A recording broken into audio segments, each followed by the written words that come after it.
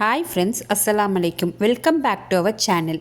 இன்றைக்கி நம்ம மட்டன் தம் குக் பிரியாணி எப்படி செய்யுதுன்னு பார்க்க போகிறோம்.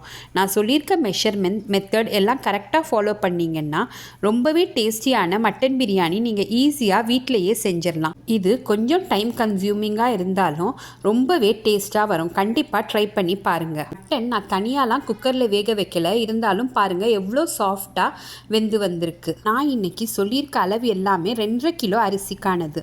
இந்த இந்தியா கேட் பேக்கெட் 1.25 கிலோ வரும் இல்லையா, அதில் நான் 2 பேக்கெட் எடுத்திருக்கேன்.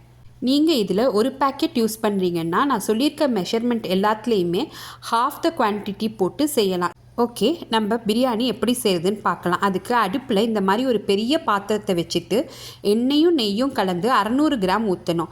இது 200 கிராம் நெய் பாட்டில். ஸோ நான் அளவுக்காக உங்களுக்கு காட்டுறேன். ஃபஸ்ட்டு பாட்டிலில் நெய், அடுத்தது எண்ணெய், 3வது பாட்டிலில் நெய்யும் எண்ணெயும் கலந்து ஊற்றினேன். அடுத்து ஹோல் ஸ்பைசஸ் ஆட் பண்ணிக்கலாம். கிராம்புலையும் ஏலக்காயிலையும் ஒரு 10 ஒரு பெரிய துண்டு பட்டையை குட்டி குட்டி பீசஸாகவும் ஆட் பண்ணிக்கலாம். வேறு எந்த ஸ்பைசஸும் நான் ஆட் பண்ணலை. 1.5 கிலோ வெங்காயத்தை இந்த மாதிரி தின் ஸ்லைசஸாக கட் பண்ணிக்கோங்க. நான் இங்கே ஃபுட் ப்ராசஸரில் தான் கட் பண்ணேன். அதை ஆட் பண்ணிவிட்டு ஒரு வாட்டி லைட்டாக மிக்ஸ் பண்ணி விட்டுடுங்க. வெங்காயம் உங்களால் எவ்வளோ தின்னாக ஸ்லைஸ் பண்ண முடியுமோ அந்த அளவுக்கு தின்னாக ஸ்லைஸ் பண்ணிக்கோங்க. இப்போது ஒரு மூடி போட்டு ஒரு 5 மினிட்ஸ் அப்படியே விட்டுடுங்க. 5 மினிட்ஸ் கழித்து ஓப்பன் பண்ணி பார்க்கும்போது ஆனியன் நல்லா கலர் மாதிரி வந்திருக்கும். ஒரு வாட்டி கிளறி விட்டுட்டு இஞ்சி பூண்டு பேஸ்ட் ஆட் பண்ணிக்கலாம். 300 இஞ்சி 300 பூண்டு போட்டு இந்த மாதிரி பேஸ்ட்டாக அரைச்சி வச்சுருக்கேன். அதை ஆட் பண்ணிவிட்டு 20லேருந்து 25 பச்சை மிளகாவை இப்படி உடச்சி ஆட் பண்ணிக்கலாம். ஒரு கட்டு புதினா, ஒரு கட்டு கொத்தமல்லியையும் ஆட் பண்ணிக்கலாம். நான் 20லேருந்து 25 பச்சை மிளகான்னு சொல்லும்போது உங்கள் காரத்துக்கு தகுந்த மாதிரி ஆட் பண்ணிக்கோங்க. நான் இங்கே 25 க்ரீன் சில்லிஸ் தான் போட்டேன். ஒரு வாட்டி நல்லா மிக்ஸ் பண்ணி விட்டுட்டு திருப்பியும் ஒரு மூடி போட்டு ஒரு 5 மினிட்ஸ் மட்டும் விடுங்க. நம்ம இஞ்சி பூண்டு ஆட் பண்ணியிருக்கிறதுனால சீக்கிரமே கீழே உரையும். அதனால் 5 மினிட்ஸ்லேயே ஓப்பன் பண்ணி நல்லா கீழேருந்து ஒரு வாட்டி கிளறி விடுங்க. இப்போது மட்டன் ஆட் பண்ணிக்கலாம். 2.5 கிலோ அரிசிக்கு 2.5 கிலோ மட்டன் டு த லீஸ்ட்டாக போடணும். நீங்கள் 3.5 கிலோ கூட போடலாம், ரொம்பவே டேஸ்ட்டாக வரும்.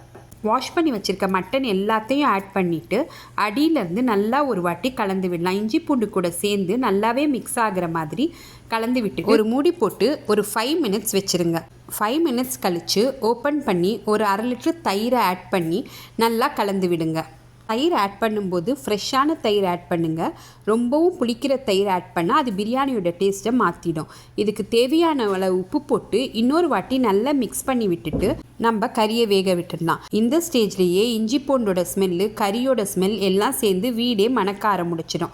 ஒரு மூடி போட்டு மூடிட்டு ஒரு 15 மினிட்ஸ் வரைக்கும் நம்ம கறியை நல்லா வேக விட்டுடலாம். 15 மினிட்ஸ் கழித்து ஓப்பன் பண்ணி பார்க்கும்போது கறி நல்லா கலர் மாறி இஞ்சி பூண்டு பேஸ்ட்டு, தயிர் எல்லாத்துலேருந்தும் நல்லா தண்ணி விட்டு வந்து இந்த ஸ்டேஜில் 1 கிலோ தக்காளியை நல்லா மெலிசாக கட் பண்ணி அதையும் ஆட் பண்ணி நல்லா ஒரு வாட்டி மிக்ஸ் பண்ணி விட்டுக்கோங்க. இப்போது ஒரு மூடி போட்டு ஒரு 10லேருந்து 15 மினிட்ஸ் வரைக்கும் விட்டுடலாம். தக்காளி நல்லா மசிஞ்சு ஒரு கிரேவி கன்சிஸ்டன்சிக்கு வந்திருக்கும். பாருங்கள், வெங்காயம் தக்காளி எல்லாமே நல்லா வதங்கிடுச்சு. நல்லாவே கிரேவி மாதிரி இருக்குது. இப்போது 1 டீஸ்பூன் மஞ்சத்தூள், 4லேருந்து 6 டீஸ்பூன் வரைக்கும் மிளகாத்தூள் போட்டு, நான் இன்றைக்கி காரம் கொஞ்சம் கம்மியாக இருக்கட்டும்னு 4 ஸ்பூன் தான் போட்டேன். உங்களுக்கு ஸ்பைசி பிரியாணி பிடிக்கும்னா நீங்கள் 6 டீஸ்பூன் கூட போட்டுக்கலாம். நல்லா ஒரு வாட்டி கலந்து விட்டுடுங்க. கலந்து விட்டுட்டு மூடி போட்டு ஒரு 5 மினிட்ஸ் வரைக்கும் விட்டுருங்க.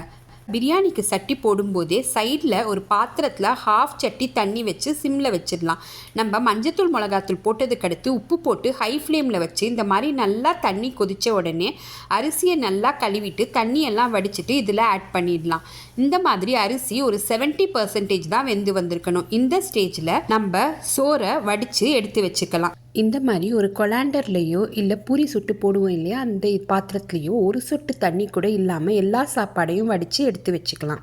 நம்ம பிரியாணி மசாலாவில் வடித்து வச்சுருக்க எல்லா சோறையும் ஆட் பண்ணிவிட்டு லைட்டாக ப்ரெஸ் பண்ணி விட்டுட்டு ஒரு 2 லெமன்லேருந்து ஜூஸ் எடுத்து அதையும் ஆட் பண்ணி ஒரு மூடி போட்டு க்ளோஸ் பண்ணி 5 மினிட்ஸ் விட்டுடலாம். 5 மினிட்ஸ் கழித்து ஓப்பன் பண்ணி பார்க்கும்போது சோறு இப்படி நல்லாவே மலர்ந்து வந்திருக்கும். நல்லா அடியிலேருந்து கேர்ஃபுல்லாக சோறு உடஞ்சிராமல் மசாலா கூட எல்லா பக்கமும் நல்லா மிக்ஸ் பண்ணி விடுங்க. பிரியாணி ஃபுல் ரெசிப்பியும் தனியாகவே செஞ்சாலும் இந்த பெரட்டுற ஸ்டேஜுக்கு என் ஹஸ்பண்ட் வந்தால் தான் எனக்கு பிரியாணி ரெசிப்பியே ஃபுல்ஃபில் ஆன மாதிரி இருக்கும். என்னோடய 20 இயர்ஸ் வரைக்குமே பிரியாணினா ஆர்டர் கொடுக்கணும், இல்லைனா ஹோட்டலில் வாங்கணும், அப்படி தான் நினச்சிட்டு இருந்தேன்.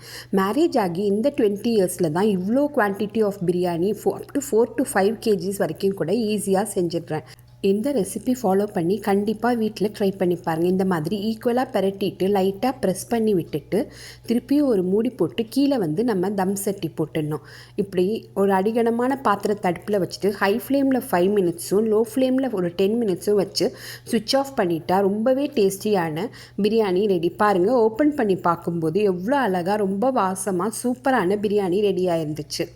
உங்களுக்கு இதில் மட்டன் வேகிறது தான் டைம். உங்களுக்கு அவ்வளோ டைம் இல்லைன்னா மட்டன் கூட இஞ்சி பூண்டும் மஞ்சத்தூளும் மட்டும் போட்டு ஒரு 3 விசில்ஸ் விட்டுட்டு கூட நீங்கள் ஆட் பண்ணிக்கலாம். அப்போது உங்களுக்கு டைம் கன்சியூமிங்காகவும் இருக்காது, டேஸ்டியான பிரியாணி ரெடி ஆகிடும். பட் பிலீவ் மீ, இந்த மாதிரி செஞ்சு பாருங்கள், ரொம்பவே டேஸ்டியாக வரும். நம்ம குக்கரில் வேக வைக்கும்போது மட்டன் கொஞ்சம் ஹார்டாகவும் கலரும் மாறி இருக்கும். இந்த மாதிரி நம்ம சட்டிலேயே வேக விடும்போது ரொம்பவே டேஸ்டியாகவும் இருக்கும். இந்த இன்க்ரீடியன்ஸ் எல்லாமே நான் டிஸ்கிரிப்ஷன்லேயும் கொடுக்குறேன், செக் பண்ணிக்கோங்க. இன்னும் நிறைய ரெசிபீஸ்க்கு சேனலை சப்ஸ்கிரைப் பண்ணிக்கோங்க. Thank you, take care.